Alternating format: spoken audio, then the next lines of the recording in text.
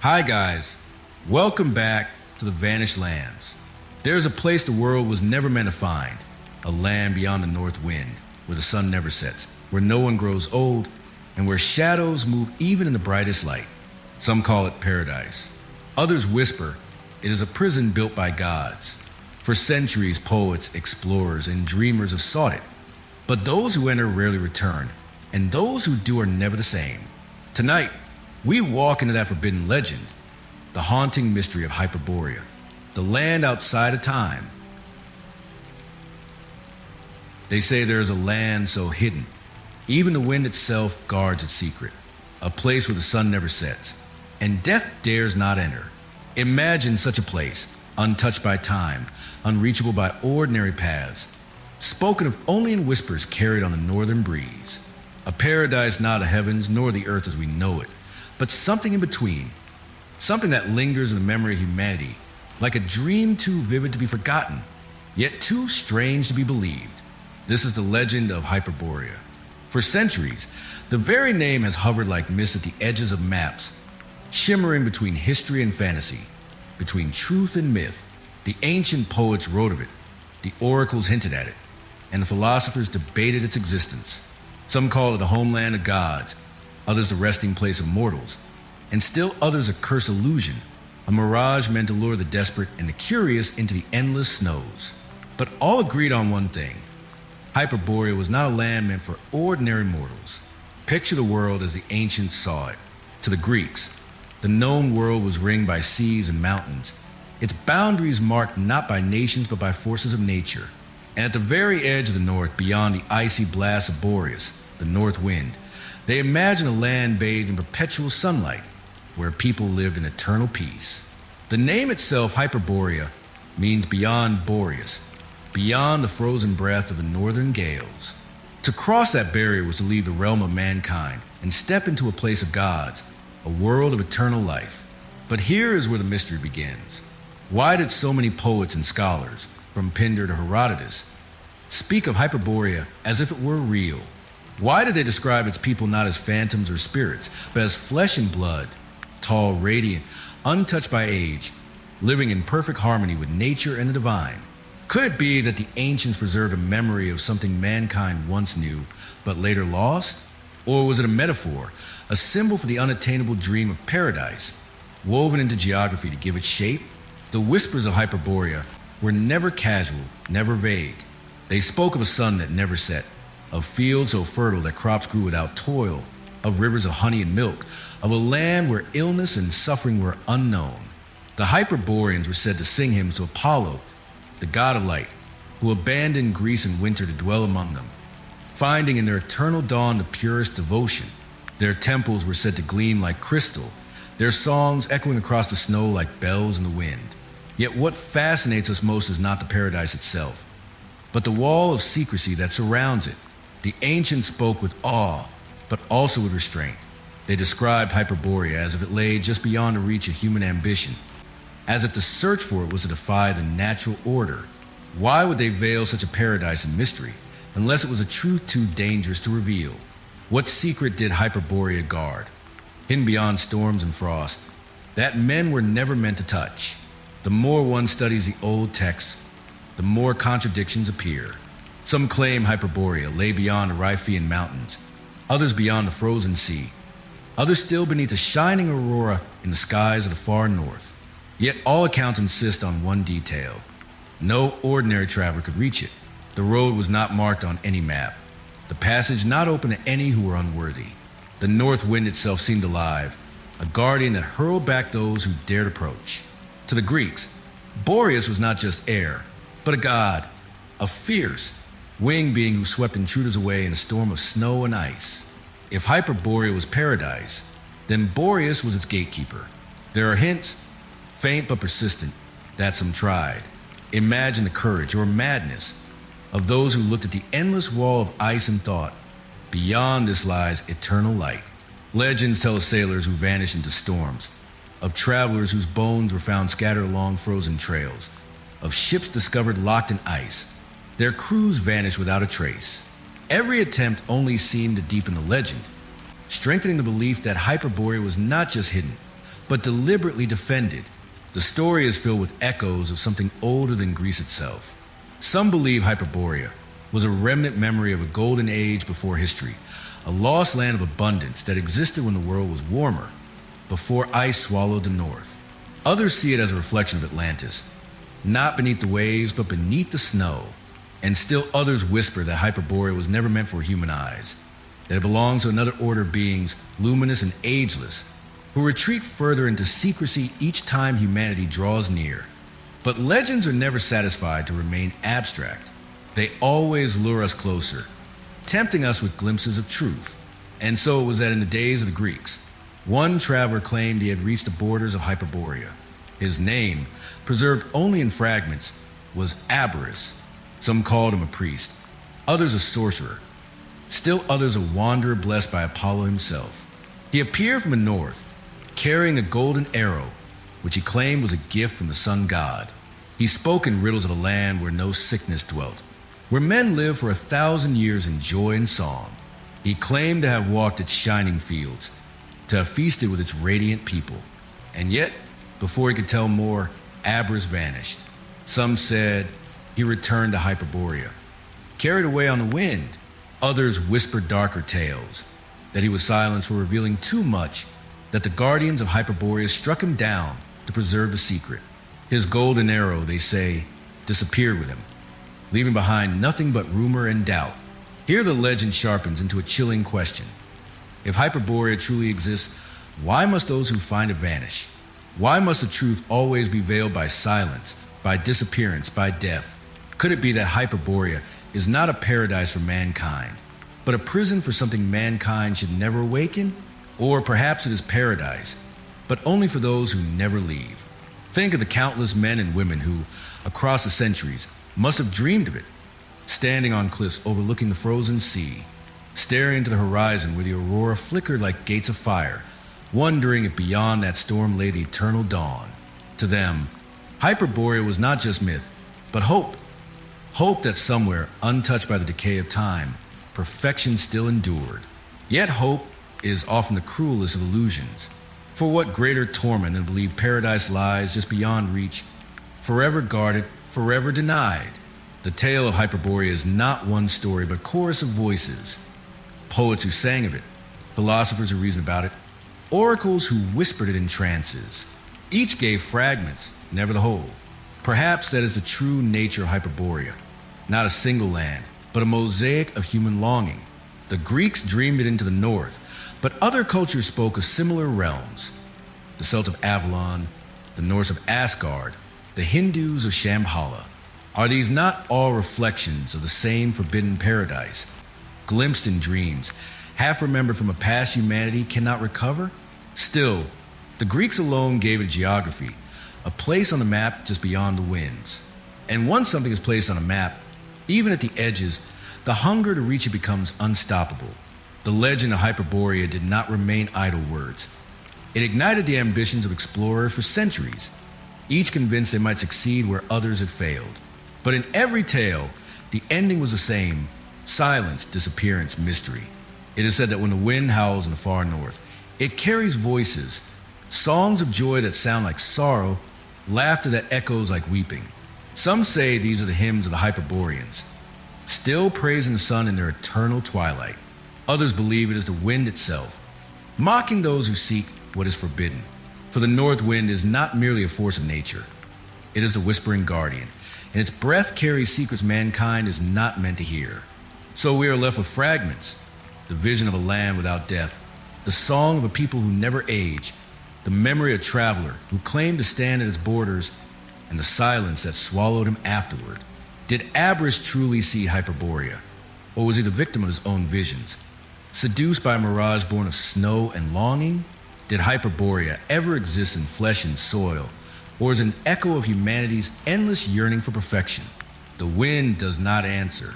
It only whispers, carrying fragments of stories that circle endlessly, refusing to settle. Perhaps that is why Hyperborea endures. Not because we know where it lies, but because we never can. And yet, the legend grows darker still. For if one man claimed to have reached its borders, who is to say others did not? Who is to say there are not hidden accounts, forbidden records of those who glimpsed Hyperborea and lived to tell of its terrible beauty? If such accounts exist, they lie buried in secrecy, guarded as fiercely as the land itself, perhaps locked in ancient libraries, perhaps erased by those who feared what knowledge might do. For the greatest mystery is not that Hyperborea is lost, but that it may have been deliberately hidden, erased from human sight for reasons we cannot yet fathom. And so, the tale lingers. The poets sang of it, the oracles dreamed of it, the travelers whispered of it, and one man, Aberrus, claimed to have touched it, only to vanish into silence. His story ends as abruptly as it begins, leaving us with nothing but echoes carried on the breath of Boreas. What if the wind itself remembers? What if each icy gust in the north is not mere air, but a warning, a reminder, a guardian's whisper to keep us from crossing a boundary we were never meant to cross? Perhaps that is why Hyperborea has never been found. Not because it does not exist, but because it will not allow itself to be found. And so we stand at the edge of mystery, listening to the wind that guards the north, wondering what it hides. A paradise? A prison? A mirage? Or perhaps all three at once, bound together in a truth too immense for human understanding. But one thing is certain, the legend of Hyperborea will not die. It endures because it is not just a place on a map. It is a mirror held up to our own longing, our hunger for a world untouched by pain and decay, our dream of eternity. And as long as that longing exists, the wind will keep whispering, calling us northward, toward a secret we may never uncover. There are some stories so ancient, so elusive, that they linger like shadows across time. Hyperborea is one such story. It is whispered of as paradise beyond the north wind. But if myths are smoke, then at some point there must have been a fire, a source, and that is where the mystery deepens. For while Hyperborea seems like the stuff of dream and poetry, the traces of it appear again and again in the works of some of the most respected voices of antiquity. The poet Pindar, writing in the 5th century BCE, did not speak of Hyperborea as though it were metaphor. He sang of it as if it were real. He wrote that the Hyperboreans lived without sickness or toil, that they enjoyed lives longer than any other people, and that their existence was graced by music, feasting, and endless joy. Their land, he said, was never touched by war, never troubled by suffering. This was no vague illusion. He described it in detail with certainty, as though it were known and accepted among his people that beyond Boreas, beyond the howling winds of the north, there lay a hidden world of perfection. Herodotus, often called the father of history, was no mere poet, but an investigator of cultures and lands. And yet, even he, skeptical as he was, wrote of the Hyperboreans. He confessed he had never seen them, but he had heard their tale from distant travelers. He recorded with fascination how offerings wrapped in wheat straw were said to be carried from the mysterious north, passed from tribe to tribe, until they reached the great sanctuaries of Greece. He noted how the Hyperboreans were always linked to Apollo, god of light and prophecy, and how their devotion to him was older and purer than that of the Greeks themselves. Herodotus was cautious, but he did not dismiss the story outright. Instead, he left it dangling between truth and fable, where it continues to haunt us still. Then there was Diodorus Siculus, writing in the 1st century BCE, who gave Hyperborea its most vivid description. He declared it lay beyond the land of the Celts, in an island as large as Sicily, where the sun shone for half the year without setting. He described it as a place rich in fields and forests, a place where the people worshipped in a temple round and gleaming, dedicated to Apollo. In his account, the Hyperboreans were not only real, but geographically placed. Their land was not some ethereal realm in the heavens. It was part of the earth, waiting beyond the barriers of ice and storm. 3 voices from 3 different centuries, each carrying the echo of Hyperborea. If one poet could be dismissed and one historian doubted, then why did the story return again and again? Why did men of learning, whose works shaped civilization, keep repeating the same name, the same paradise, the same place beyond the wind? And it was not only words. From these whispers came attempts to draw what could not be drawn. Early maps, crude and uncertain, began to sketch the edges of the world. On them, sometimes, appeared strange symbols, circles beyond the familiar north, hints of land hidden behind ice and storm. The farther the cartographer's hand reached, the more his ink dissolved into imagination, yet always there were rumors, etched not as certainties but as possibilities, a land beyond Boreas, guarded by winds and seas. Imagine the effect of such maps on the minds of those who studied them, in a world where mystery still cloaked vast portions of the globe, where oceans stretched into endless horizons and mountains pierced the clouds. The suggestion of a hidden land was irresistible. For the Greeks and Romans, the known world ended long before the Arctic. To them, the north was an abyss of fog, frost, and shadow, and yet on the other side of that abyss lay paradise, if only one could reach it. But those who tried rarely returned. The records tell of sailors driven back by storms, of expeditions swallowed by snow, of men who came home empty, half-mad, or broken. They spoke of nights when the sun never set, of seas filled with floating ice, of skies ablaze with strange lights that dance like spirits. Their stories, instead of disproving Hyperborea, only added to its legend. For if such wonders could be glimpsed, why not a hidden land as well? The further north men sailed, the stranger the world became. Magnetic compasses spun erratically. Storms appeared from nowhere, and silence lay heavy upon frozen landscapes. To the ancients, this was no mere quirk of nature. It was resistance. It was Boreas himself, furious at intruders.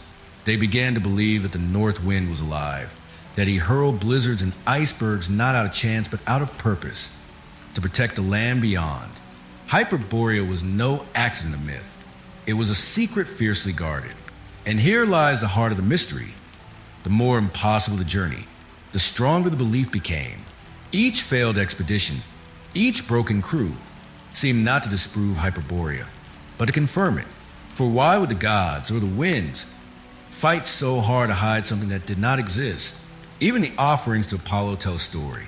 The ancients believed gifts were sent from the Hyperboreans themselves, beginning in their secret land and passed hand to hand through unknown peoples until they reached Delphi, the sacred heart of Greek prophecy. The journey of these offerings was said to be seamless, never once interrupted, never once lost. Was it metaphor, or an actual network of tribes carrying forward the memory of Hyperborea? If true, then the Hyperboreans were not only real, but connected in some mysterious way to the world of men, hidden but never absent. The whispers did not end with the ancients. As centuries passed and the medieval age dawned, explorers and scholars revived the old texts. Some searched for Hyperborea in the icy seas around Greenland. Others thought it might lie in Siberia or hidden in the Arctic Circle. Still others looked to mysterious lands beyond Scandinavia, where the sun lingered in summer and darkness swallowed winter. The farther men traveled, the more the old legends seemed to stretch, reaching to meet them, refusing to die. But each time, the pattern returned. The seekers either failed or they vanished. Stories spread of ships crushed in ice, of crews stranded on barren shores, of travelers who saw strange ruins beneath snowdrifts but never found them again. Some returned haunted, their eyes clouded, their words fragmented. They spoke of distant singing carried on the wind, of lights moving across the sky as if alive, of shadows in the snow that moved though no living thing was near. Many who listened dismissed these as madness, but to those who believed, they were proof. Hyperborea had rejected them, but it had revealed just enough to remind the world that it was still there. And then came the most tantalizing rumor of all, the fragment of a map. It surfaced not in the glory of Athens or Rome, but in later centuries, when old manuscripts were copied and recopied, scattered across monasteries and forgotten libraries. Among the tattered pages of one ancient text, a scholar claimed to find a sketch, crude and incomplete, but unmistakable. It showed the familiar outlines of the world as known to the Greeks, but beyond the north, beyond the Riphean mountains and the cold seas, there was another circle, faintly drawn, marked with a single name, Hyperborea. The map itself, or rather the fragment of it, became an object of obsession. Was it real? Was it merely a scribe's imagination, a doodle in the margins of myth? Or was it evidence that at some point, someone had claimed not only to know of Hyperborea, but to place upon the earth? The scholar who reported it vanished soon after, leaving behind only notes of his discovery. Some said he had been silenced. Others whispered he had followed the fragment's clues and set out to find the land himself, never to return. The fragment's whereabouts are now unknown, its existence debated. Some deny it ever was.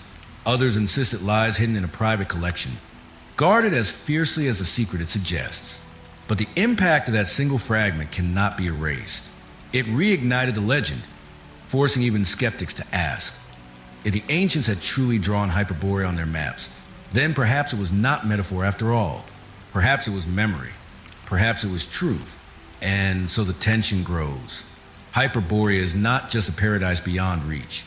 It is a riddle carved into history, tempting us with scraps of evidence, daring us to seek it. The words of poets, the testimony of historians, the offerings of Apollo, the broken explorers, and now, the possibility of forbidden map. All threads in a tapestry too rich to ignore. But why? Why should a paradise, if it exists, hide itself so carefully?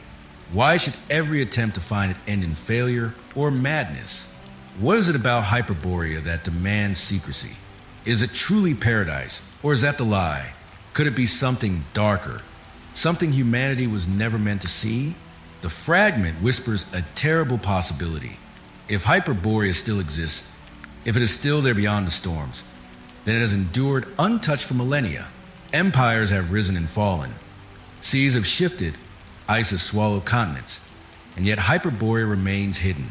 What kind of power, what kind of knowledge could allow a land to resist the march of time itself? The ancients described it as a paradise. But what if paradise is only the surface? What if beneath the eternal sunlight lies something far stranger?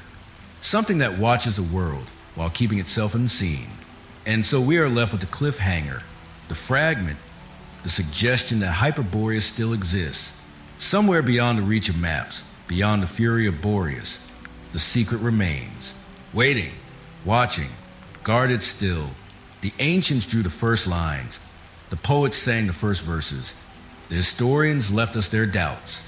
The map fragment is but another whisper in the storm. And yet, it is enough to keep the legend alive, enough to keep explorers restless, enough to tempt us with the thought that one day, someone might step where none had before. But remember this, every map has its warnings, and some paths, once taken, cannot be undone.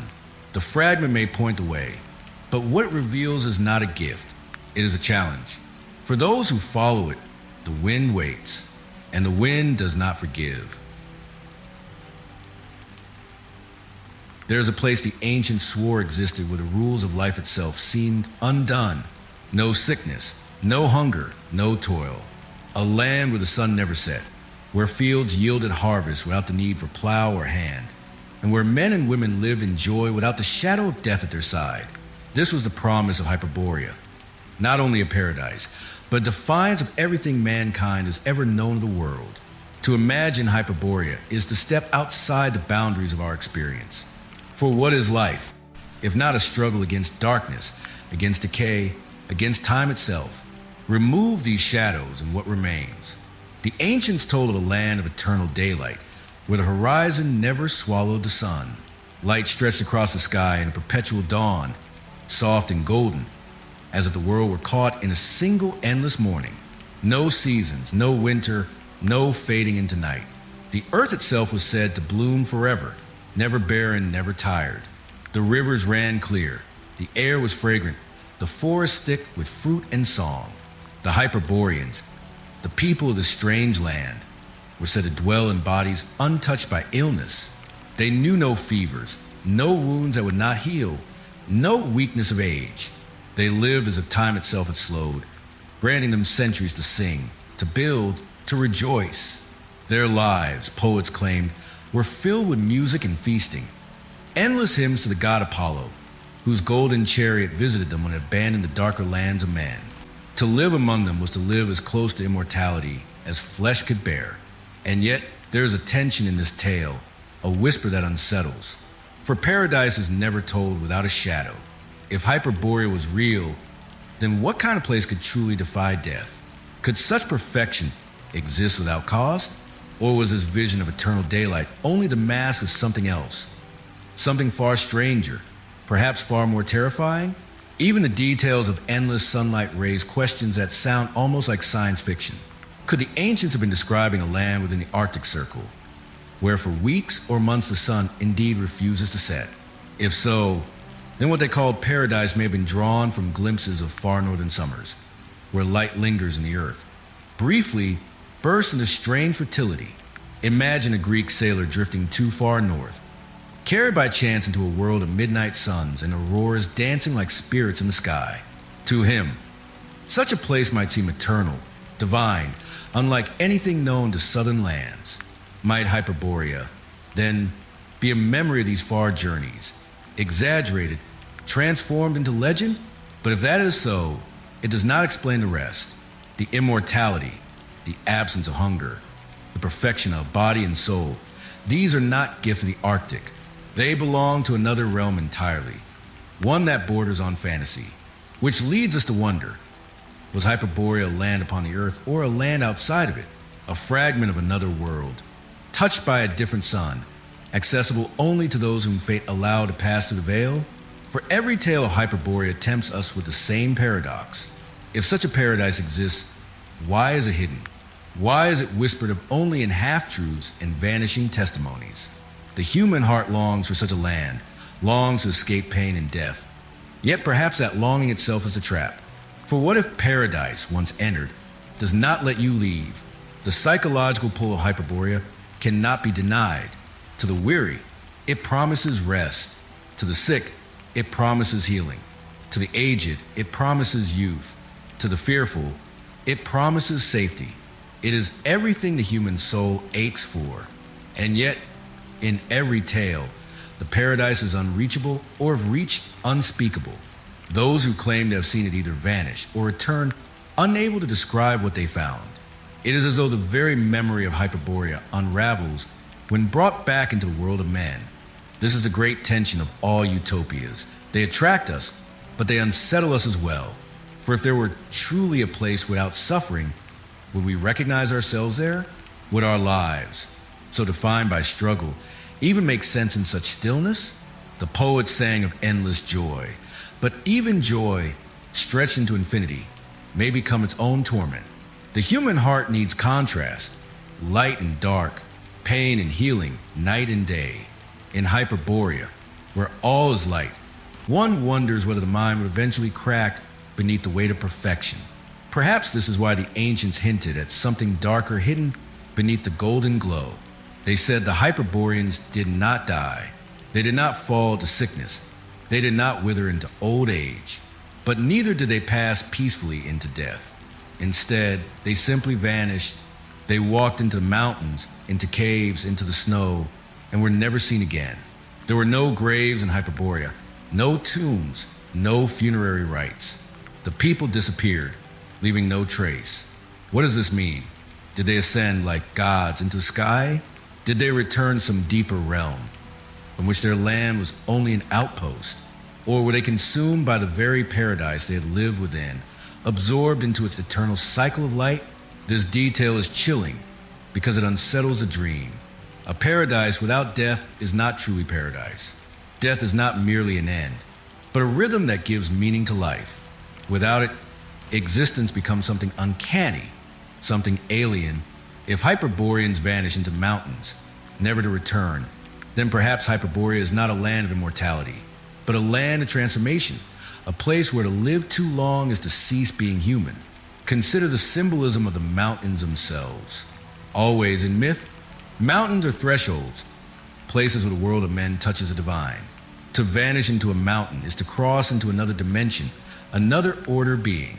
The Hyperboreans, perhaps, are not immortal as we imagine, but are beings in transition, caught between flesh and spirit, between humanity and something else. To us, it may look like perfection. To them, it may be an eternal exile. And here lies the most unsettling thought of all. What if Hyperborea is not a gift but a snare? What if the endless light, the endless life, is a lure designed to draw the human heart into surrender? A paradise that offers everything we desire, only to strip away what makes us truly alive? Could Hyperborea be less a heaven and more a labyrinth from which there is no escape? Such questions haunt the legend like shadows on its golden surface. And perhaps this is why the ancients spoke of it with both reverence and fear. They longed for it, but they also warned of it. The wind guarded it, the storms defended it. The gods themselves seemed to veil it, not to protect us from missing paradise, but to protect us from finding it. The whispers remain.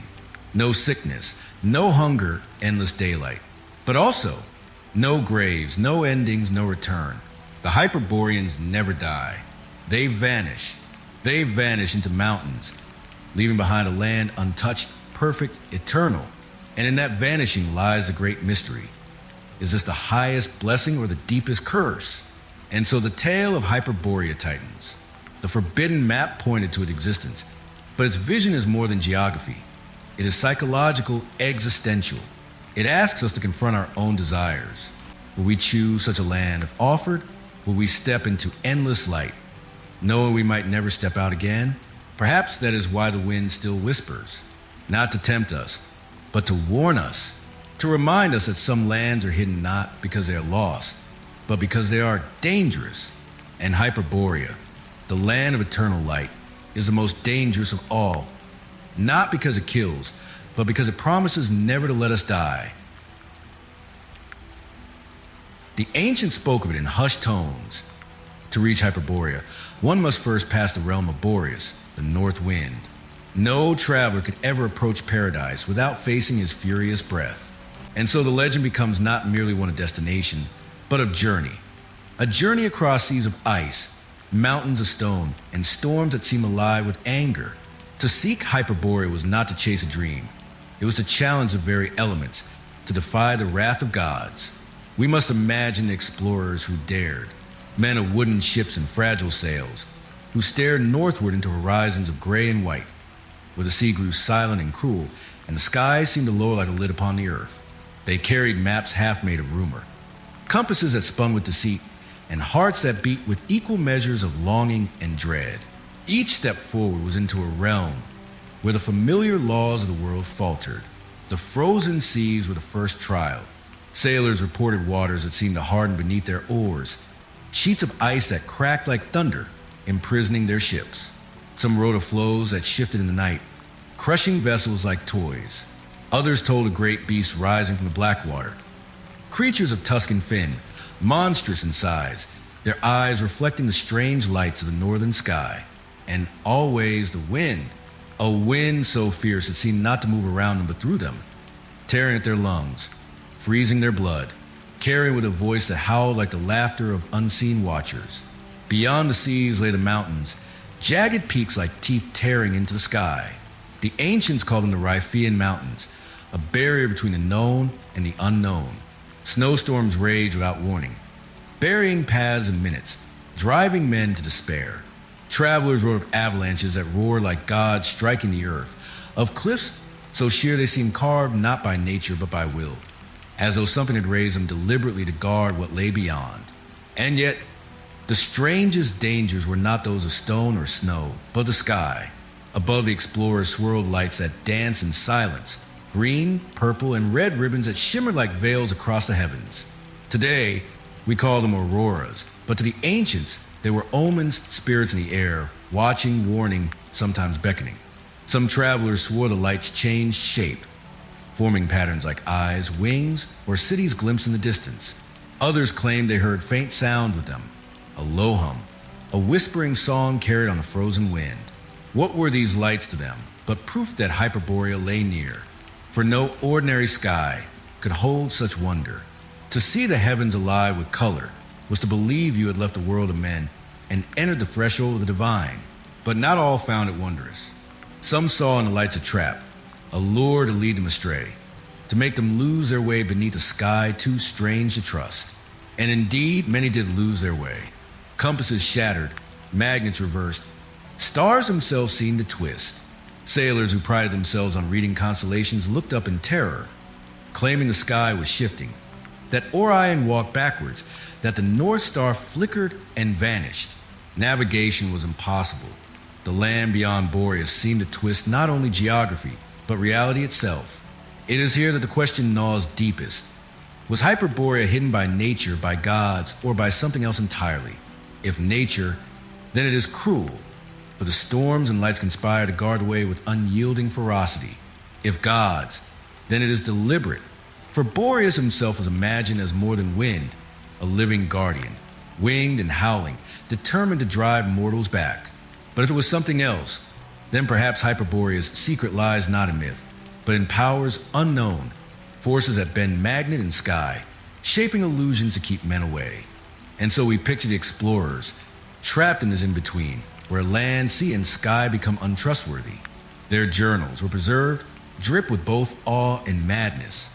One sailor wrote of silence so profound between storms that it drove the men to panic, as though the world itself had stopped breathing. Another recorded footprints in the snow, human but impossibly large, stretching into the mountains before vanishing. A third spoke of hearing music at night, faint but clear, as if a chorus sang just beyond the ridge. Each voice becomes another strand in the web of Hyperborea, each adding to its allure and its terror. And yet, among these accounts, a few stand apart. A few explorers wrote not of endless cold, but strangeness that defied expectation. One described reaching a valley where the snow melted suddenly, where grass grew green in defiance of the frozen wasteland around it. Another claimed to see birds flying north in the heart of winter, as though drawn to warmth hidden beyond. Such details are easy to dismiss as fantasy, the ramblings of men driven mad by frost and hunger, yet they persist again and again, across centuries, across cultures.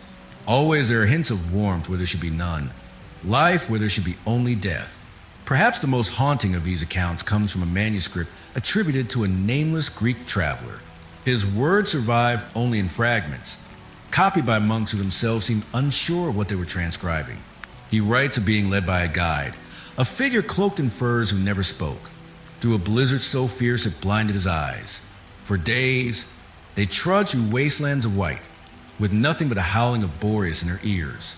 Then, suddenly, in the midst of the frozen storm, he felt it. A breeze, soft and warm, brushing his face. He described it as the breath of spring in the middle of death. The snow around him did not melt, yet he swore he smelled the scent of flowers, faint but undeniable, carried upon that breeze. He clutched it as a sign, proof that Hyperborea lay ahead. But the manuscript ends abruptly, the last lines torn or burned, leaving only silence. A warm breeze in the heart of ice. Could there be a more tantalizing clue? If true, it suggests not only that Hyperborea exists, but that it protects itself with a veil of contradictions, cold and warmth, darkness and light, despair and hope, all tangled together, drawing men onward until they lose themselves in a labyrinth of Boreas. What are we to make of this? Was it merely illusion, the trick of a desperate mind longing for salvation? Or was it real, a breath from a hidden world, a doorway to the land of eternal light? Concealed behind storms and mountains, the explorers never answered. They left fragments, broken testimonies, fading maps, whispers of lights and warmth. Some never returned at all, their ships lost, their names swallowed by ice. Others returned changed, haunted, their eyes shadowed by things they would not or could not speak. The journey beyond Boreas remains one of humanity's most enduring mysteries, not merely because it is perilous, but because it defies reason. For who controls the wind, who bends the sky, who weaves illusions across snow and ice, leading men to hope and despair in equal measure? Is it nature, wild and unfeeling? Is it gods, wrathful and jealous? Or is it something far older, something that dwells still in the hidden places of the world, guarding Hyperborea with a vigilance that has lasted millennia? We may never know, but the warm breeze remains, the final whisper, the final promise. Somewhere beyond the storms, beyond the jagged peaks, beyond the howling of Boreas, lies a land untouched, eternal. And those who seek it will always hear the same temptation, the same invitation. A breath of spring in the middle of endless frost, a sign that paradise waits just beyond reach. And so the cliffhanger lingers, haunting us still. For if one explorer felt that breeze, then perhaps others did as well.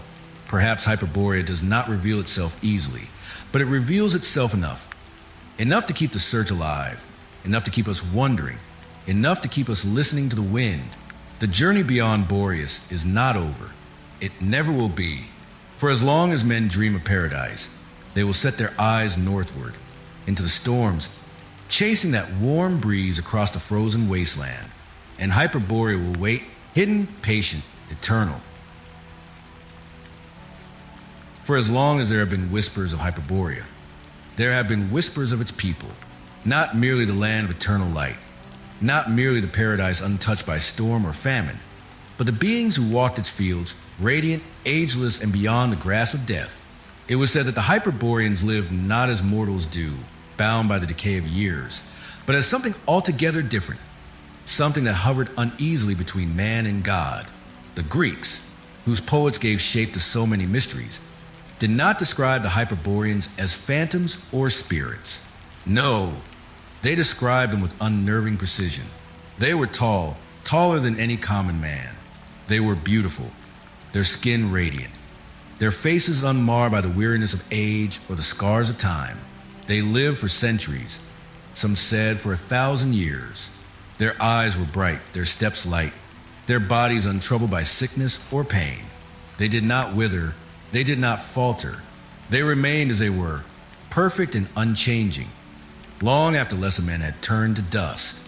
Pindar spoke of them with awe, declaring that they lived in joy, far from toil and violence, their lives an unending festival of light and music. Herodotus, cautious though he was, admitted the stories of offerings sent from Hyperborea to Delphi, as if to prove that their people were not legend but reality. Diodorus painted them in vivid strokes, a people close to the gods, devoted to Apollo, their lives so pure that even the sun seemed to linger in their skies. But if we strip away the poetry, if we examine the accounts like detectives, one detail remains inescapable. Every single myth, every single description, insists on the same impossible thing, that the Hyperboreans did not age. Why? Why would cultures across centuries, separated by distance, repeat this same strange detail? Was it fantasy, or was it memory of something real? Could it be that somewhere long ago, men did encounter people who seemed untouched by time? And if so, who or what were they? The question haunts us. Were they human as we are, but blessed with some secret knowledge, some hidden gift that slowed the hands of time? Were they gods walking in disguise, their immortality cloaked in the semblance of flesh? Or were they something else entirely, something in between, a hybrid of man and divine, caught in a state that neither dies nor decays? The detectives I lingers here, for the myths are consistent not only in describing their beauty and agelessness, but also in describing their isolation. The Hyperboreans lived far from the world, beyond storms and mountains, in a land unreachable to ordinary mortals. They did not come to us, we had to seek them, and rarely, if ever, succeed. Why hide? Why remain separate? Unless they carried within themselves something that could not mix with the rest of humanity. Legends often reveal truths in disguise. Take, for example, the memory of tall, radiant figures among other cultures. The Norse spoke of the Aesir, gods who strode among men. The Celts spoke of the Tuatha Dé Danann, beings of beauty and agelessness who retreated into hidden lands. The Sumerians told of Anunnaki, tall ones who rule before time. Again and again in scattered places, we find the same story. The memory of beings who do not age, who live apart, who vanish when the world of men presses too near. Could Hyperborea be another echo of the same truth? And if so, what is that truth? Perhaps the Hyperboreans were once human, but discovered something that men should never know, a secret to longevity, an alignment with forces of nature that preserved their youth. Perhaps their devotion to Apollo, god of the sun, was not mere worship, but pact. The light itself sustained them, bathing them in power, protecting them from decay. Perhaps they lived in rhythm with the eternal daylight of their land, their very biology transformed by a cycle where night never came, where shadows never touched them. But paradise is rarely so simple, for with every gift comes a cost, and with every secret comes a burden. What if the Hyperboreans' agelessness was not merely a blessing, but a curse? To live without aging is not the same as living without death. It is to be frozen, unchanged, while the world moves on. Imagine centuries passing, empires rising and falling, and still you remain the same, trapped in a body that will not change, in a life that will not end. To us, such a fate seems enviable, but to those who endure it, it may become unbearable. And here we come to the chilling twist. For among the scattered fragments of lore, there are darker hints. Hints that the Hyperboreans were not as pure, not as joyous, as the poet sang. Whispers that they were not immortal by chance, but by choice. That their perfection was not given freely, but maintained through sacrifice. Some versions of the tale suggest that outsiders who stumbled upon Hyperborea did not return because they could not. They were taken, absorbed, their lives offered in exchange for the continued perfection of the Hyperboreans.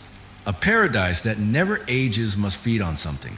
After all, energy cannot appear from nothing. And if Hyperborea was truly a place apart from the laws of men, then perhaps its people sustained their eternity by drawing it from others. The detective must ask, why are there no graves? Why do Hyperboreans simply vanish into the mountains? Perhaps they do not vanish at all, but transform, consumed by the cycle that sustains a rest. And perhaps outsiders, too, are given to those mountains, their lives exchanged for the eternal youth of the chosen. It is here that the beauty of the legend turns cold. The radiant beings, untouched by time, may not be blessed, but burdened to preserve their perfection by never allowing strangers to leave. Paradise, then, is not freely given, but jealously guarded, fed by the very blood of those who seek it. The Greeks never said this outright. They spoke in riddles and songs and fragments.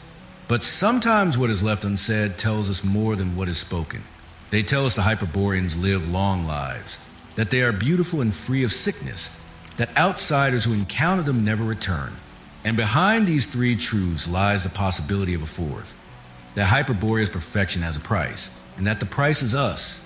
The legend leaves us with questions that cut deeper than myth. If such people exist, where are they now? Have they dwindled, hidden deeper into mountains and storms? Or do they still endure, untouched by time, watching as we rise and fall, waiting for the next fool who dares seek them?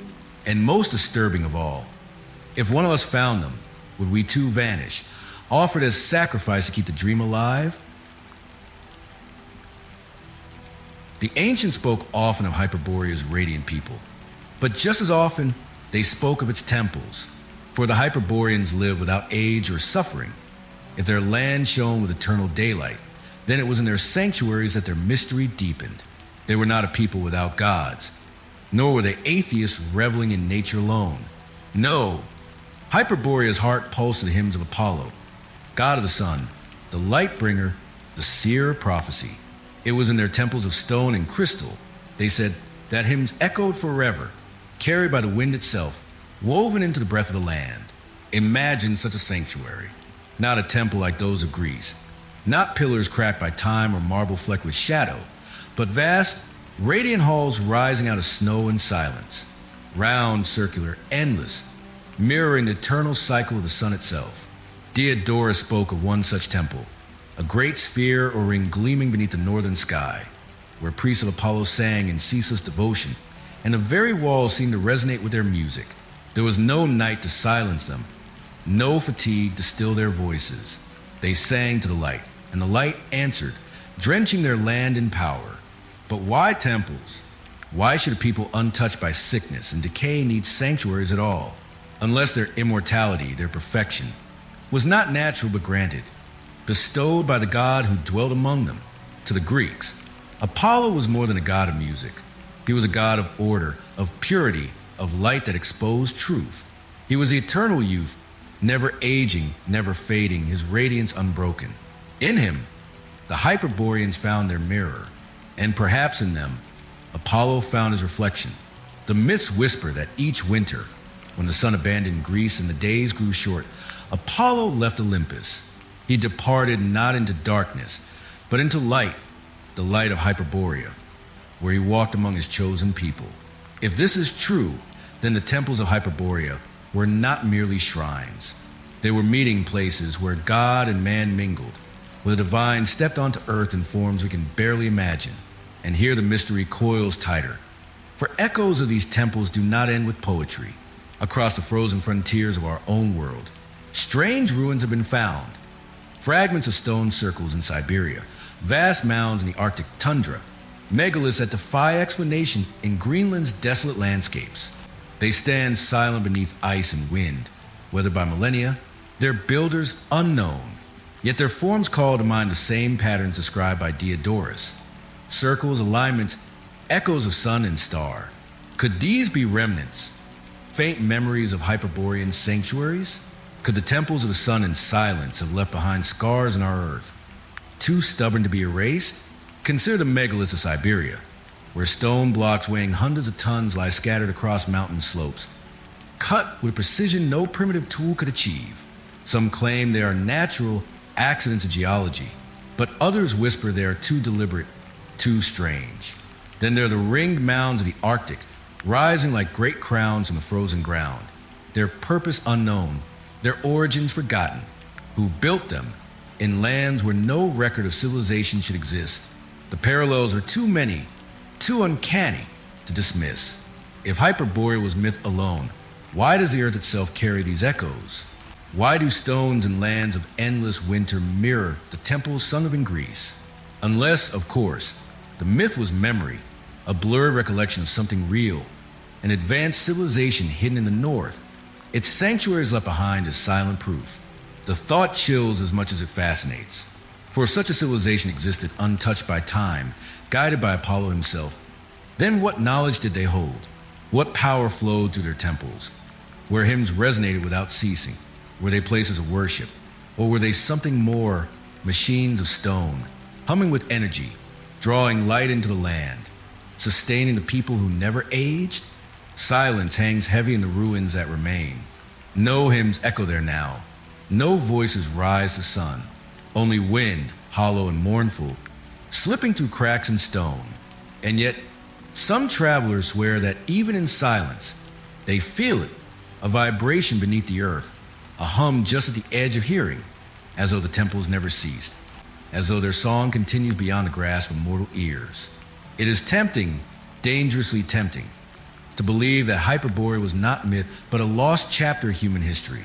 Perhaps they were not gods nor divine hybrids, but men who reached heights of knowledge we cannot comprehend.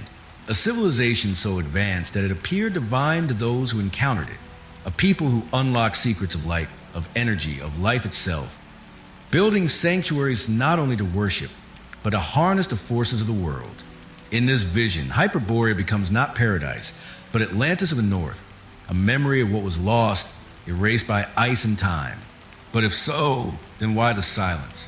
Why the absence? Why did their temples fall into ruin? Their hymns into whispers? Their people into myth? Did their knowledge consume them? Did the gods they worshipped abandon them? Or did they choose to vanish, sealing themselves away before the encroaching world could touch them? The detectives of history search for clues. They compare myths across cultures, aligning Hyperborea with Avalon, Asgard, Shambhala. They study the ruins in Siberia, Greenland, and the Arctic, seeking patterns in the stones. They trace the legends of Apollo's winter journeys, asking whether they preserve a truth disguised in poetry.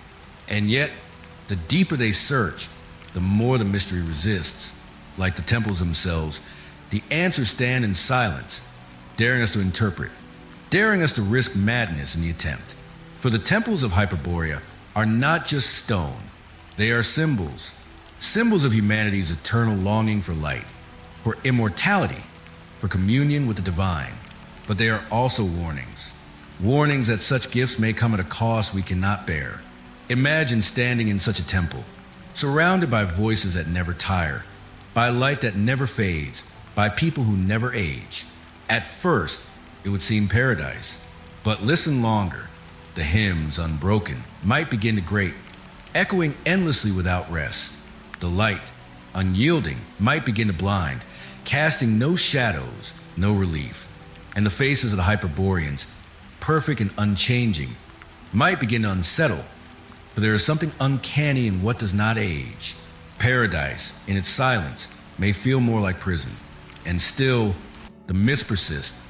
Apollo himself walked among them, each winter, when shadows grew long in the south. He abandoned Olympus and came northward. There, in the temples of Hyperborea, He dwelt in joy, surrounded by those who reflected his eternal youth. If this is true, then the temples were not sanctuaries built for a god. They were homes built for his presence. What does it mean, then, that a god chose Hyperborea over Olympus? What does it mean that he left behind the halls of other deities, preferring the hymns of the ageless? Perhaps it means that Hyperborea was not merely a land of myth, but a land where even gods found what they desired. The thought leaves us trembling, for if Apollo truly walked there, then Hyperborea was not a dream. It was a reality, hidden, unreachable, guarded. And if he walked there once, who is to say he does not still? Who is to say the temples lie empty? Perhaps their silence is not absence, but waiting, waiting for the god to return, waiting for the hymns to resume, waiting for the day when the veil lifts and Hyperborea is seen again. The ancients did not dismiss it. They sang of it, wrote of it, recorded it with care. They did not laugh at Hyperborea. They feared and revered it, and their reverence, carried across centuries, still clings to us now. For even in silence, the temples remain. In ruins half buried in ice, in whispers of stone circles, in strange alignments beneath the aurora, and in the lingering question that haunts us, was Hyperborea a myth, or was it a memory of something we were never meant to know? Every age has its seekers, men and women who look beyond the horizon, driven not by need but by obsession. They are the cursed pathfinders, those who hear the whisper of Hyperborea and cannot resist its call. For centuries, they have sailed across seas of ice and deserts of snow, armed with maps scrawled in rumor and faith. And yet, despite the courage, despite the sacrifices, one truth binds them all together. None ever returned with proof. The Greeks were the first to dare. Sailors who braved the northern waters swore they glimpsed lands of strange twilight, places where the sun lingered unnaturally long upon the horizon. Some claimed to see shores lined with forests, far richer than any should be in such cold regions. Others told of a breeze warmer than the surrounding seas, a sign they believed that Hyperborea lay just beyond. But each account ended the same way. The crews never found more than fragments. Storms scattered them, ice trapped their ships, hunger hollowed their bodies. Some returned half mad, their words fragmented, their eyes filled with haunted light. Others did not return at all. For every sailor who dared, another vessel was lost to the endless north, and still the hunger did not fade. By the Middle Ages, Hyperborea was no longer just a Greek legend. It spread through Europe, woven into maps and whispered in cloisters. To knights who lived a world of holy quests, it became a mystery of divine proportions. Some believed Hyperborea was the true Eden, hidden away until the worthy could reclaim it. Others thought it might be the land of Prester John, the mythical Christian king, said to rule a paradise at the world's edge. Crusaders who had seen Jerusalem and knights who had walked across deserts turned their gaze to the north, convinced that beyond the snow and mountains lay a holy kingdom of light. There are tales buried in chronicles of small bands of knights who rode into the northern wilderness, bearing crosses and swords. They vanished into forests that swallowed them whole, into snows that erased their tracks, into silence that gave no answer. The few who staggered back told stories that chilled their brothers. Lights moving across the sky, voices singing in the wind, and mountains that shifted like living things. They did not speak of triumph, only of dread. The church, uncomfortable with such tales, allowed them to fade into obscurity. But the whispers endured. As centuries passed and the age of discovery dawned, explorers turned their sails northward once more. Dutchmen, Englishmen, Russians, men hardened by the sea, ventured into the Arctic in search of routes, riches, and new worlds. Some carried with them the old legends, convinced that Hyperborea was not only myth but land, waiting to be claimed. They returned with maps scarred by error, with journals filled with contradictions, with stories of open seas in the midst of ice and islands that vanished when approached. Always there was something strange, something elusive, as if the land itself resisted their intrusion. And then came the 20th century, an age when myth and science collided, when men believed that technology could pierce any veil. The legend of Hyperborea, once the dream of poets and knights, now became the obsession of ideologues and soldiers. Among them, none pursued it with greater fervor than the Germans during the Second World War. For them, Hyperborea was not merely a legend, it was a key to origins, a key to power, a key to secrets long buried. In the twisted mythologies they wove, Hyperborea became the homeland of an ancient, superior race, the ancestors of mankind.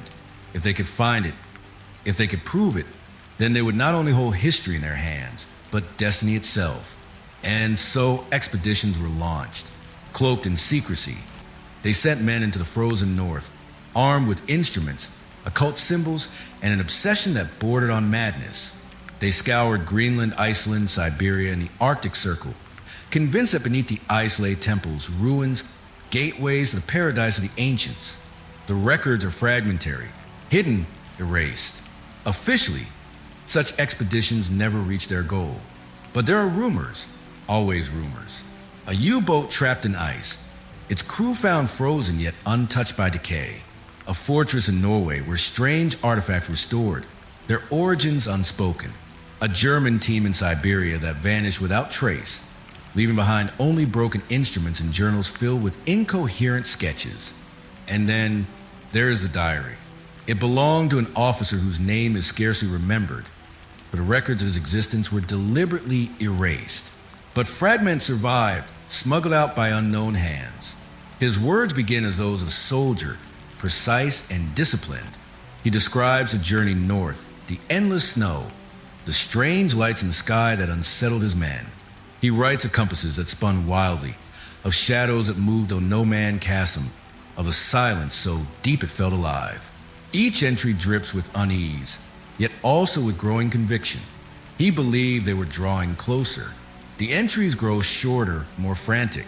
He writes of a warmth felt in the midst of snow, of stones shaped like circles hidden beneath the ice, of voices that seemed to sing in the wind. His men grew restless, some terrified, some entranced.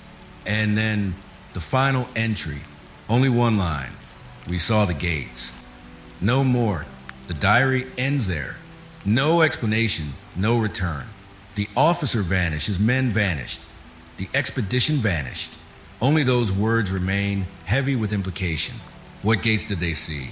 Gates of stone, gates of ice, gates to another world? Were they the gates of Hyperborea itself? Glimpsed for the first time in millennia? Or were they gates to something darker? Something that consumed them, leaving behind nothing but silence?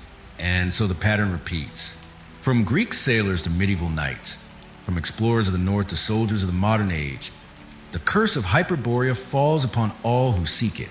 They chase the mirage, driven by longing, ambition, or madness, but none return with proof. Always the same fate. Silence, disappearance. Fragments that tempt but never satisfy. Why? Why should every seeker fail?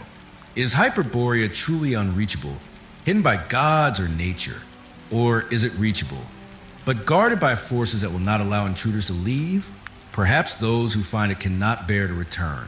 Perhaps they are taken, sacrificed to sustain the paradise of the ageless.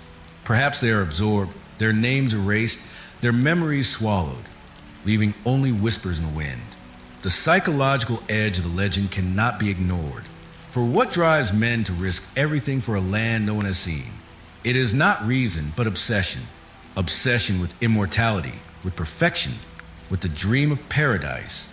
It is an obsession that corrodes a mind, twisting ambition into madness. Many who sought Hyperborea returned broken, their eyes hollow, their words fragmented. They were haunted not only by what they had failed to find, but by what they had glimpsed and could not explain. To seek Hyperborea is to gamble with sanity itself. And yet, the obsession endures. Even now, in secret corners of the world, there are those who believe Hyperborea still waits.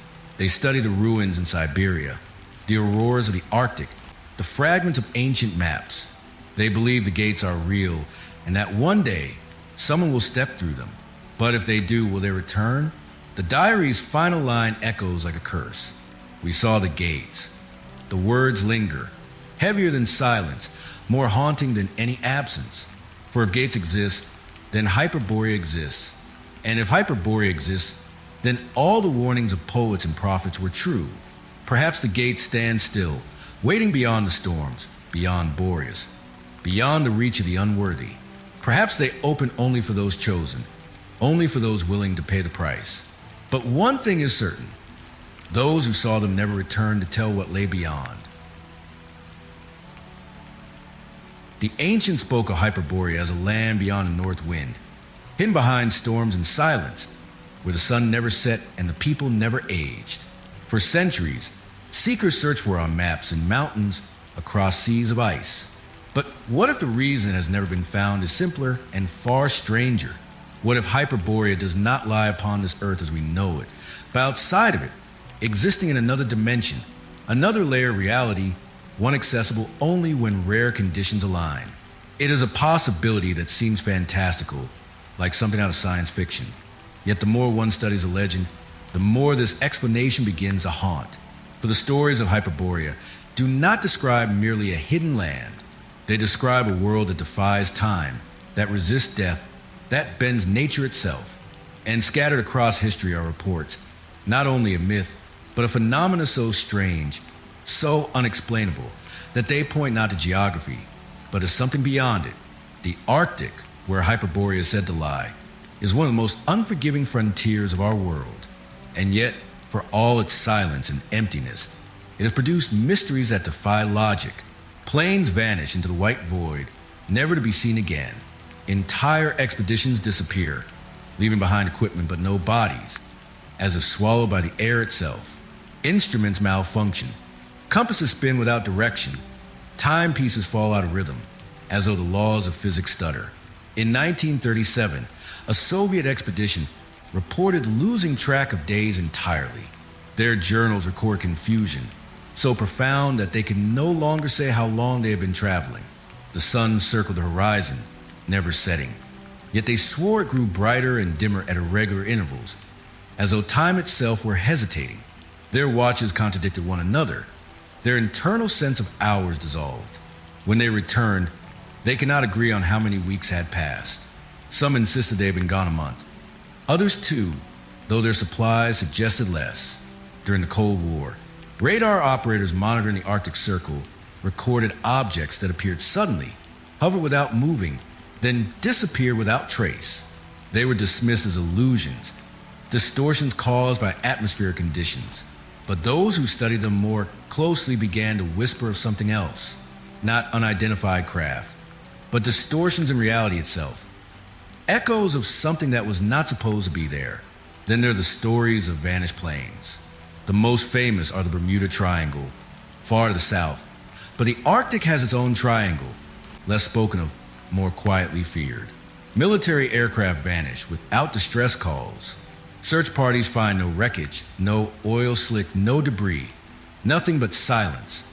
Survivors are almost non-existent. But one pilot, whose plane malfunctioned but did not crash, reported something chilling. He described a curtain of shimmering light, like an aurora but brighter, standing not in the sky but upon the horizon, as if the earth itself opened into a wall of color. He swore he felt his plane drag toward it, as though gravity itself shifted, before it suddenly released him. He returned shaken, his instruments scrambled, his sense of time fractured. He never flew north again. Such stories cannot be proven. They are fragments, whispers, anomalies recorded in the margins of reports. And yet, they align too well with the ancient legend. For if Hyperborea lies outside of time, then the way to it would not be steady or visible. It would flicker, appear, vanish, opening only when conditions align, when sun, storm, and season create a doorway through which a traveler might pass. To most, it would be nothing but empty snow. But to a few, it would open, beckoning, revealing the world outside our world. This is where the detective's eye sharpens. For Hyperborea is not a land but a dimension. Then the myths themselves take on new meaning. The endless daylight is no longer merely the midnight sun of the Arctic, but the unbroken glow of a place where time does not flow as ours does. The ageless people are not blessed by chance, but preserved by physics itself, living in a realm where decay does not occur, where the arrow of time falters. Their temples to Apollo are not merely shrines, but anchors, stabilizing their existence at the edge of dimensions. And the mountains into which Hyperboreans vanish without grave? Perhaps those are not mountains as we know them, but thresholds, places where one steps not into stone, but through it, passing from our reality into theirs. Such a theory would explain why so many explorers vanish without trace. They are not killed by storms, not swallowed by ice. They stumble into the doorway, and they are taken. For them, there is no return. Their names vanish from our history, because they now walk in another. And yet, hints of their passage remain. In the 19th century, a journal was recovered from a failed Arctic expedition. The men had perished, frozen in their tents, their supplies untouched, their bodies preserved in ice. Yet one page in the captain's hand stands out. It describes hearing voices at night, faint as though carried on the wind. He wrote of figures glimpsed at a distance, too tall to be men, walking across the snow. Most haunting of all, he wrote of the feeling that time itself was stalling, that hours passed without change, that the night refused to move. His final entry ends mid-sentence, as though the pen was snatched from his hand. In another case, a hunter in northern Canada told of stumbling into a valley unlike any he had ever seen. While snow raged on the plains, the valley was green, filled with flowers blooming out of season. He felt warmth on his skin, though the air beyond was bitter cold. But when he turned back to lead others there, he could never find it again. He searched for years, returning to the same region, yet the valley was gone, as though it had never existed. Too many such accounts linger to ignore. Strange warmth in frozen wastelands. Time distorted. Lights forming walls instead of skies. Figures too tall, too radiant, glimpsed in silence. They do not prove Hyperborea, but they do prove that something waits beyond the familiar world. Something that resists explanation. If Hyperborea is a world outside of time, then its secrecy is not merely myth. It is necessity. To reveal itself fully would unravel us, dragging our fragile order into chaos. Our clocks, our lives, our bodies are bound to time. Remove that binding, and what are we? Perhaps that is why those who enter cannot return. Their bodies may survive, but their minds fracture, unable to reconcile what they have seen. Or perhaps they are taken willingly, seduced by a place where pain, age, and death cannot follow. But not all evidence is mere rumor. Among the archives of scattered manuscripts lies a fragment, scarcely mentioned, but chilling in its implication. It described an artifact discovered by travelers in the far north, a stone etched with symbols unfamiliar to any culture. The stone was round, smooth, and faintly luminous, even in darkness. Its surface bore carvings of a mountain, above which a circle of unsetting sun was drawn. Beneath it, in faded script, a line was translated. Under the mountain where the sun never sets. What does it mean? Was it a clue, a direction, a warning? The stone has long since disappeared, lost in private collections or destroyed in war. But the phrase lingers.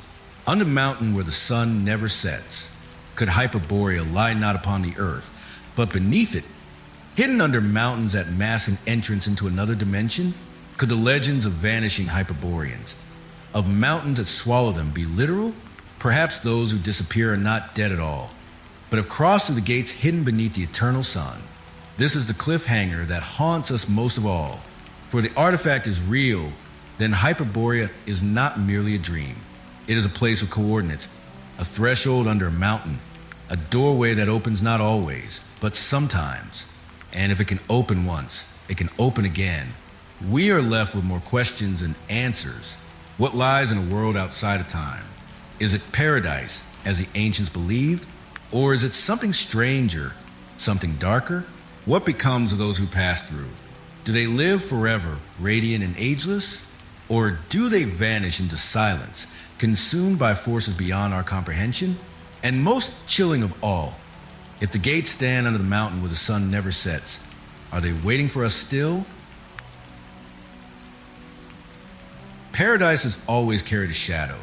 From Eden to Avalon, from Atlantis to Hyperborea, every vision of perfection is followed by a warning.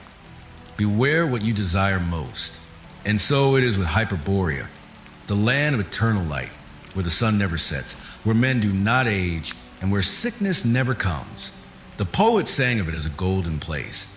But in the darker corners of legend, and in the fragment of testimony left behind by those few who claim to have returned, a different story emerges. One not of paradise, but of curse. The truth, if there is one, is whispered in fragments.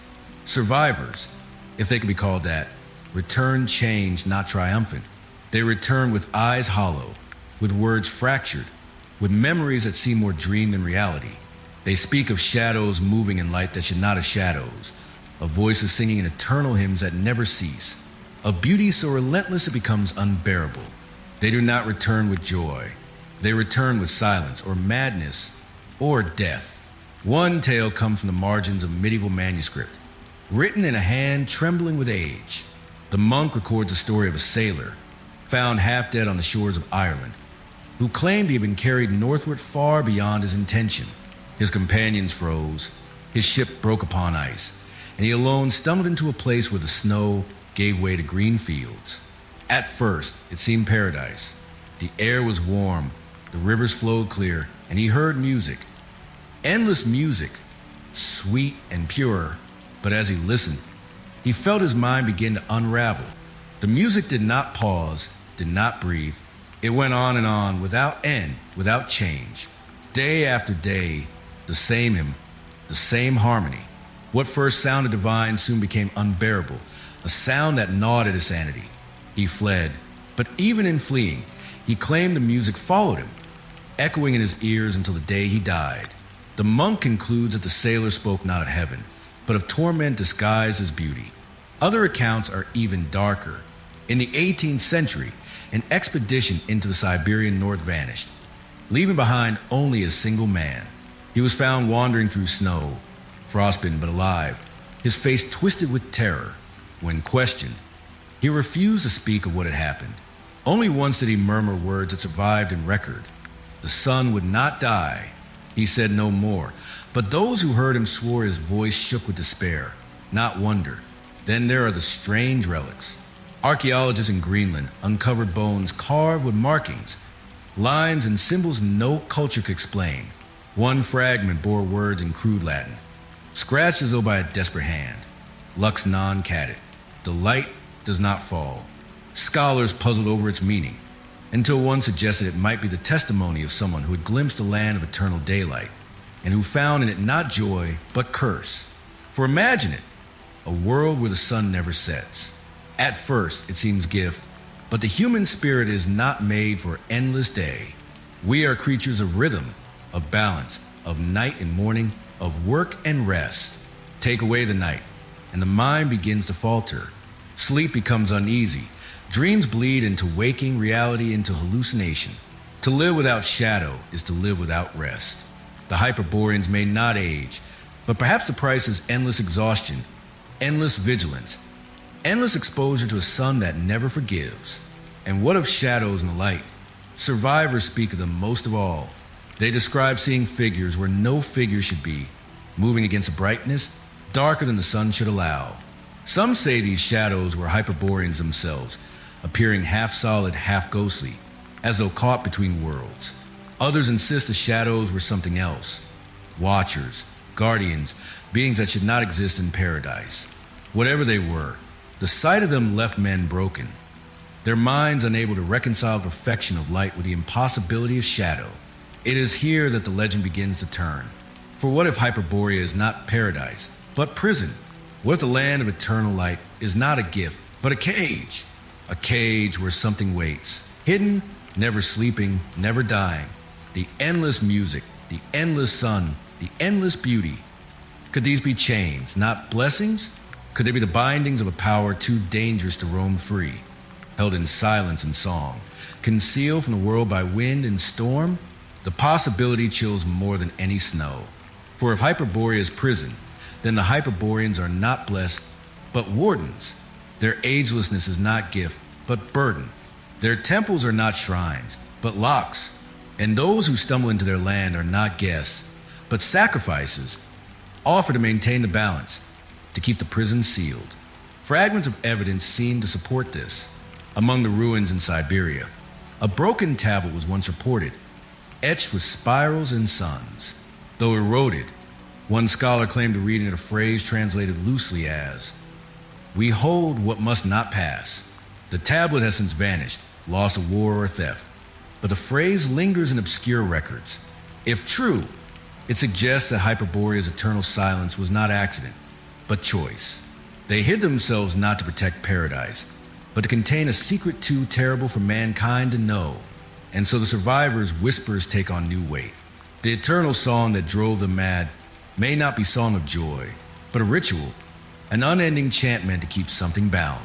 The shadows and the light may not be illusions, but fragments of what is imprisoned, leaking through the veil. The agelessness of the Hyperboreans may not be blessing, but curse. To live forever as guardians, never free, never released. The line between paradise and prison blurs until it vanishes. And in that blur lies the true horror of Hyperborea. To step into it is to step into a place where death does not come, but neither does freedom. To live forever in endless light, with songs that never cease, shadows that never rest, and a secret too vast to name. One final story remains, perhaps the most chilling of all. It comes from fragments of bone, found in the Arctic by hunters in the 19th century. Carved into bone, as if scratched by desperate hands, was a message. The letters were crude but legible, written in a mixture of Greek and Latin, as though by someone educated long ago. The words read, "The sun here never dies, and neither we."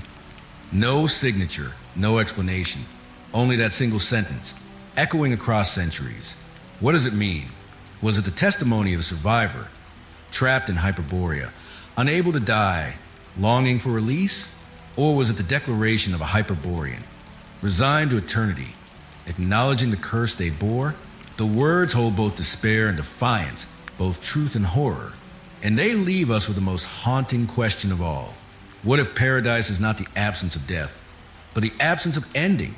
What if eternity, stripped of shadow, stripped of change, stripped of release, is not heaven, but hell? The frozen curse of Hyperborea is not merely that it cannot be found. It is that, once found, it may never let go. The wind guards it, the light blinds, the songs echo forever. Those who enter do not return, and those who return are never the same.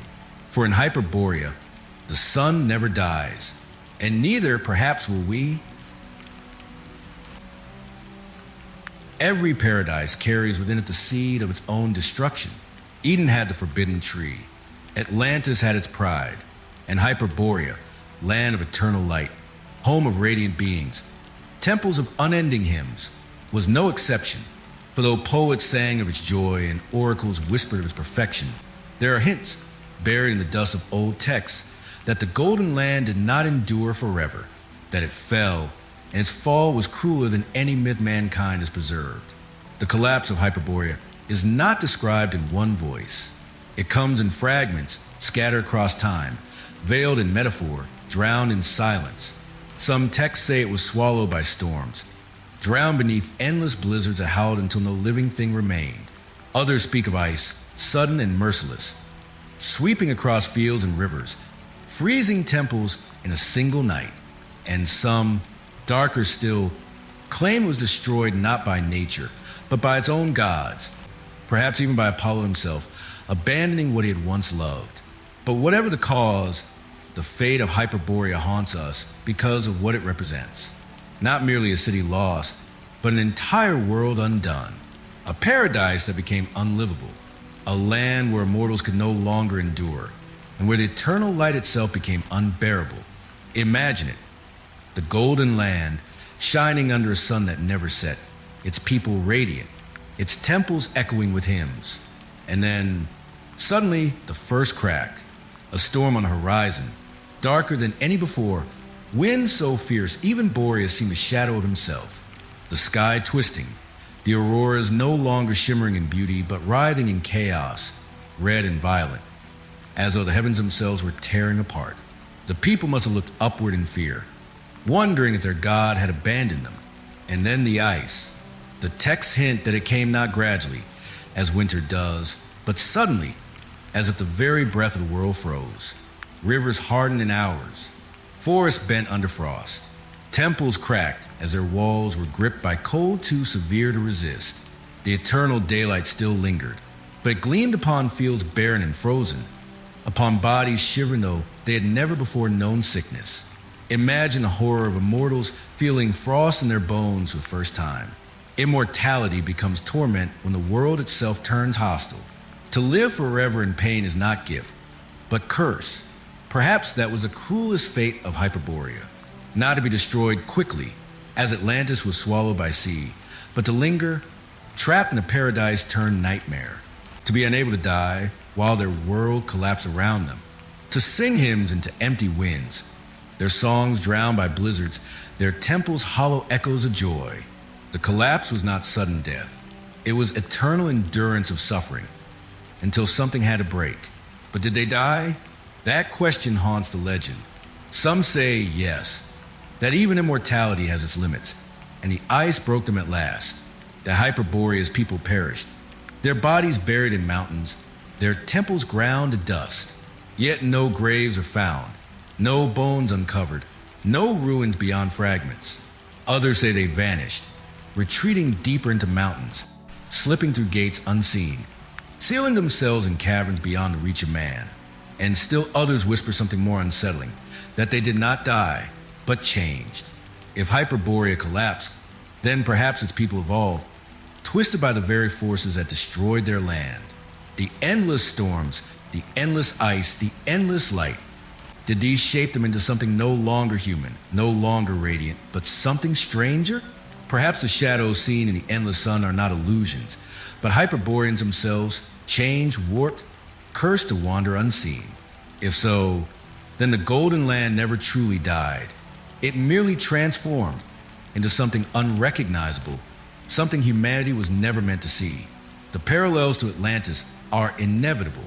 Both were lands of glory, both lost to cataclysm, both preserved only in whispers. But Atlantis fell because of hubris, drowned in sea as punishment for pride.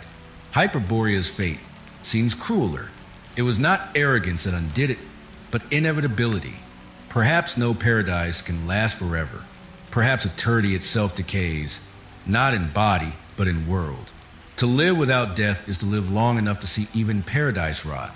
And yet, one legend cuts deeper still. It says the Hyperboreans did not die, nor vanish, nor change. They chose. They chose to seal themselves away forever.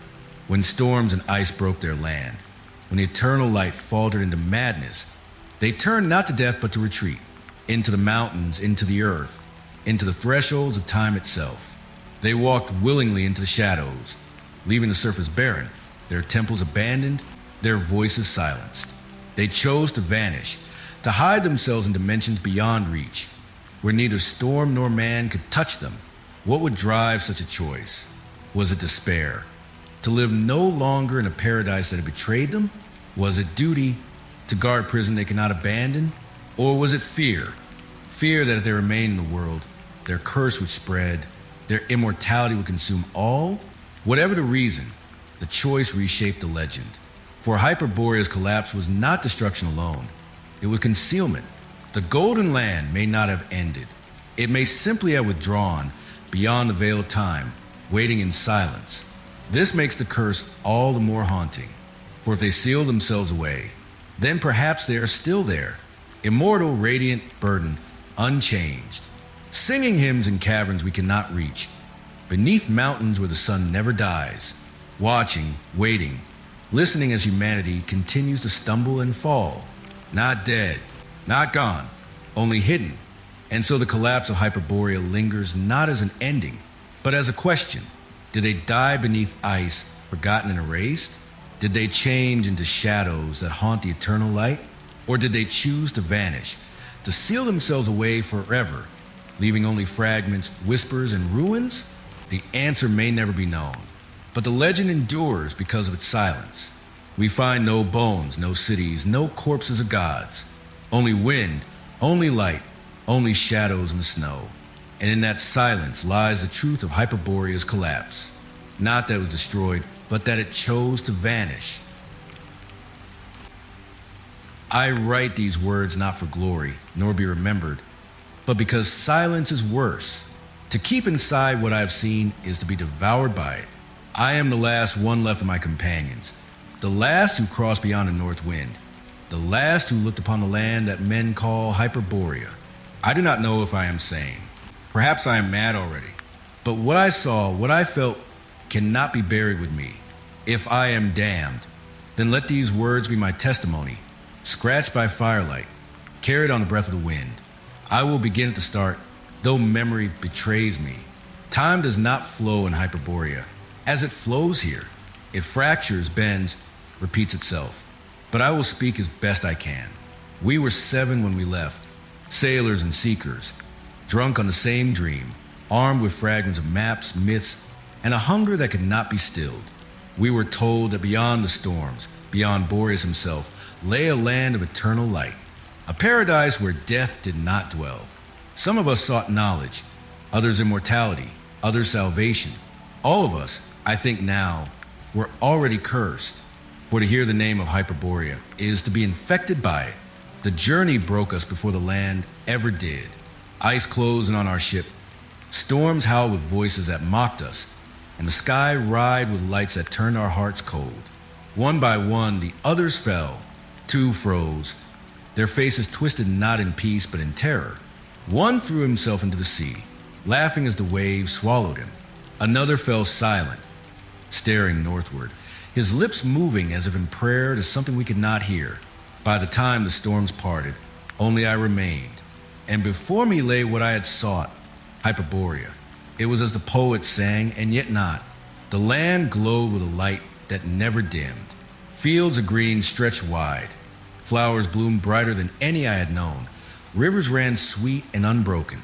Above all, the sun, unchanging, eternal, suspended like a golden crown that refused to fall. My body, bruised and frostbitten, felt warmed again. My lungs filled with air rich and heavy. For a moment, I wept, believing I found paradise.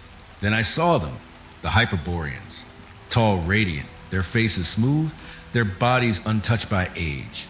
They did not walk as mortals do, but glided, silent, every step in harmony with the land. Their eyes were light, and when they looked at me, I felt my thoughts pulled apart, sifted, weighed. They spoke, yet not with voices. Their words pressed into my skull, gentle and merciless. You have come. You were not meant to come, but you are here. They led me to their temple, round and gleaming, a great circle of stone and crystal. It seemed alive with sound. Hymns echoed there, endless hymns to the sun, to the light, to Apollo himself. The voices did not pause, did not falter, did not breathe. Flawless, unbroken, eternal. At first, I was lifted by it. My heart raced, my body trembled, my spirit soared. But soon perfection became unbearable. A song that never ends is not joy, it is torment.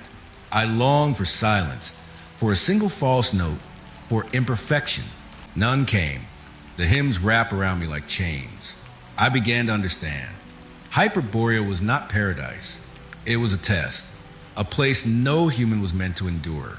Eternal light blinds, eternal song deafens, eternal beauty corrodes.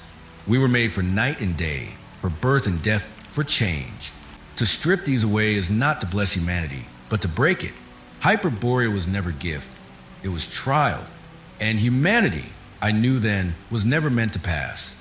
I saw others there, travelers like me, men who must have entered long before. Their faces were blank, their eyes empty, their voices lost in the hymns. They were not dead, but no longer themselves. They had been absorbed, dissolved into the endless cycle. I called to them, but they did not answer. Perhaps they no longer remembered who they were. Perhaps they no longer cared. I resisted. I clung to sorrow, to fear, to memory. I recited the names of my companions, the faces of my family, the pain of hunger, the bitterness of storms. Anything imperfect, anything human, for to forget those things is to surrender. The Hyperboreans watched me. Their smiles did not waver. Their eyes flickered, curious, as if testing how long I could endure. And then came the shadows. They move in a light where no shadow should exist, darker than darkness, shifting against the brilliance of the eternal sun. At first, I thought them illusions, my mind unraveling. But no, the Hyperboreans feared them. Their hymns faltered when the shadows stirred. Their perfect faces cracked with fear. I understood then. The songs were not only praise, they were chains. Chains to hold something bound. Hyperborea was not paradise. It was prison. The eternal hymns were locks. The eternal sun the ward. The Hyperboreans the jailers. What they guarded, I cannot say. But I felt it watching me from the shadows, hungry, waiting. Humanity was never meant to see such a place. We are too fragile, too bound to time and death to endure it. Hyperborea was not for us. It was warning. I do not know how long I remained.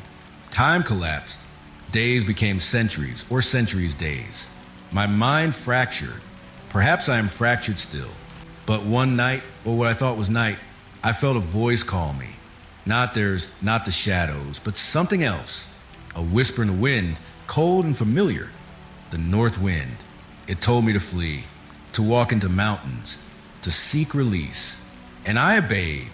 I stumbled, broken, desperate, into the shadows of stone. Darkness swallowed me. And when I woke, I was back in the world I knew. Alone, frozen, half dead, but alive. I am alive still. Though I do not know if I should be, the hymns echo in me. The sun does not leave my eyes. I see shadows move where none should be. And I wonder, did I truly escape, or am I still there, dreaming of escape, caught in an illusion that mimics freedom? I write this now by firelight, though the flames offer no warmth. My hand shakes, my memory blurs, my thoughts scatter like snow and wind. I do not ask you to believe me. I do not even believe myself. But I must leave this record. I must tell it before silence consumes me as it consumed the others. For Hyperborea is not lost. It is waiting. It waits for fools, for seekers, for those who cannot resist its name. And when they enter, it will test them and it will take them. Paradise is cursed, and the curse is eternal. The ink runs dry. My voice falters. But I will leave you one truth, scratched upon this page before the fire dies. The last words I can give you before I am taken again. The north wind still calls me. The page ends there, torn. The rest is silence. The story of Hyperborea has carried us through whispers of paradise, through hymns of light and shadows of despair, through maps, ruins, and journeys beyond the north wind. It has shown us radiant immortals, cursed guardians, explorers driven mad, and one last witness who could no longer tell dream from reality. And yet, for all these voices, for all these fragments, the land itself remains silent. Hyperborea has never been proven, never charted, never pinned upon any map with certainty.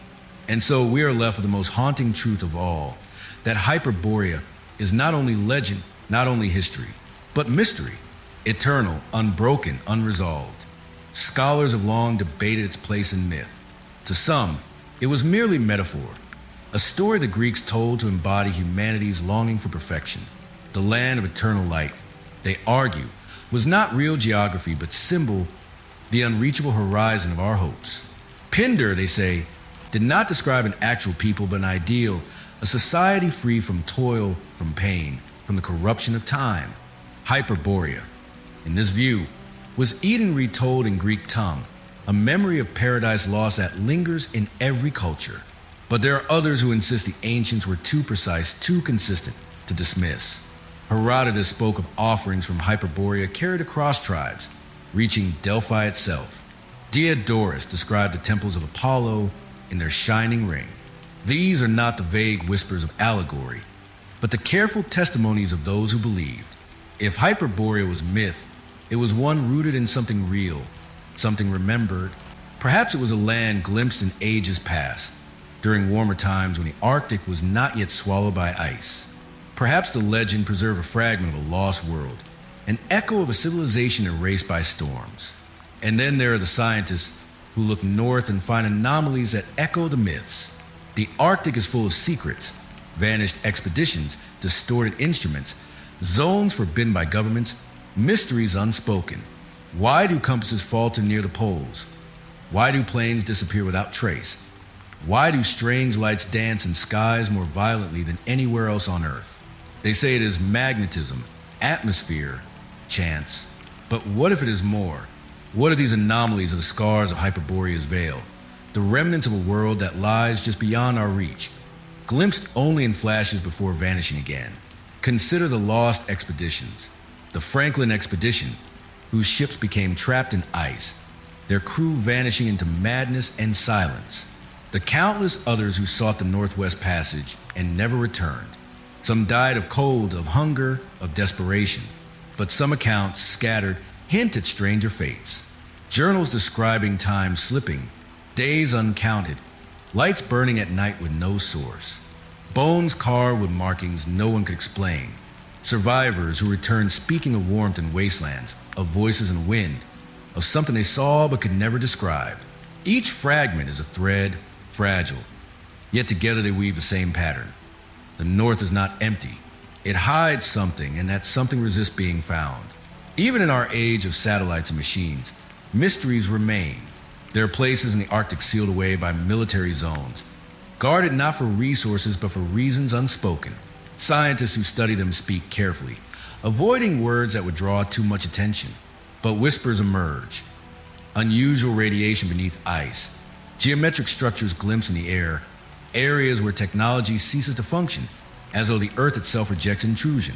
Some call it coincidence. Others see in it the same old warning that Hyperborea, if it exists, will never yield itself easily. But what, then, is Hyperborea? Was it ever a real land of stone and soil, of temples and rivers? Or is it something stranger, something that exists outside of our time, our world, accessible only when the veil thins? The survivor's confession suggests as much. Hyperborea was not paradise but test, not gift but trial, a place where humanity was never meant to stand. For to enter it is to risk madness, to risk being unmade. If so, then Hyperborea is not lost geography but forbidden reality, a realm beyond the north wind where the rules of life itself dissolve. And yet, the longing endures. Scholars still debate, scientists still probe, dreamers still imagine. The idea of Hyperborea is too powerful to die. It answers something deep within us, the ache for perfection, the yearning for immortality, the dream of a land unbroken by suffering. Whether real or not, it reflects our greatest hunger, the need to believe that paradise exists somewhere, if not in heaven, then hidden upon earth. But there is danger in longing. For what if paradise is not what we imagine? What if eternity, stripped of death, is not joy but curse? What if endless light blinds, endless song deafens, endless beauty corrodes? The myths of Hyperborea are not consistent, but in their inconsistencies lies a warning. Some say it was destroyed by ice, some that it was prison, some that its people sealed themselves away. Each story tells us the same truth. Paradise is never free. It always demands a price. The most haunting legend is this, that the Hyperboreans chose to vanish, sealing themselves away in mountains beneath the earth into dimensions beyond, not destroyed, not perished, but hidden, waiting, watching, their temples silenced, their hymns unheard, but their eyes still upon us, their land still alive. If so, then Hyperborea is not ended. It remains patient, eternal, not lost but concealed. And this is why the mystery endures. Because Hyperborea is not only about the past, but about us, about our longing, our obsession, our refusal to accept imperfection. We search for it still in ruins and anomalies, in myths and maps, in whispers of forbidden lands. We search because we cannot help it, because the dream of paradise is older than history, older than words, etched into the heart of humanity itself. So we ask, even now, was Hyperborea real? Was it a land swallowed by ice, a memory of Eden, or humanity's deepest longing made myth? Was it a golden civilization destroyed, or a dimension outside of time, waiting for rare conditions to open again? Was it a test humanity was never meant to pass, or was it a gift stolen from us by storms and gods? We do not know. We may never know. But still, the search goes on. Scholars pore over fragments. Scientists measure anomalies. Dreamers chase auroras across frozen skies. And in the howling of the north wind, in the silence of snowfields where no human track remains, the legend whispers still. Perhaps Hyperborea was never lost. Perhaps it is simply waiting for those foolish enough to find it. The wind falls silent now, yet its whisper lingers. Hyperborea remains hidden. perhaps beneath the ice, perhaps beyond a veil of time, perhaps only in the echo of our most dangerous longing. But one truth endures. Humanity has always searched for what it was never meant to find. And still, the north wind calls. If this story has left you haunted with questions, if you felt the pull of mystery and the ache of forgotten worlds, then you are not alone. There are countless other lands, other legends, other forbidden places waiting to be uncovered, each carrying secrets just as strange, just as unsettling, just as unforgettable. So before the wind carries its tale into silence, let your voice be part of it. Leave your thoughts below. What do you believe Hyperborea truly was? Paradise, prison, or something beyond human understanding? Share this journey with others who hunger for mysterious, who dare to look into the shadows of history. And if you wish to continue walking these hidden paths with us, to wander into myths, ruins, and forbidden lands the world has tried to forget, then do not turn back now. Subscribe so that the next tale finds you before it is lost to time. For the north wind will rise again, and when it does, you will want to be here to hear it.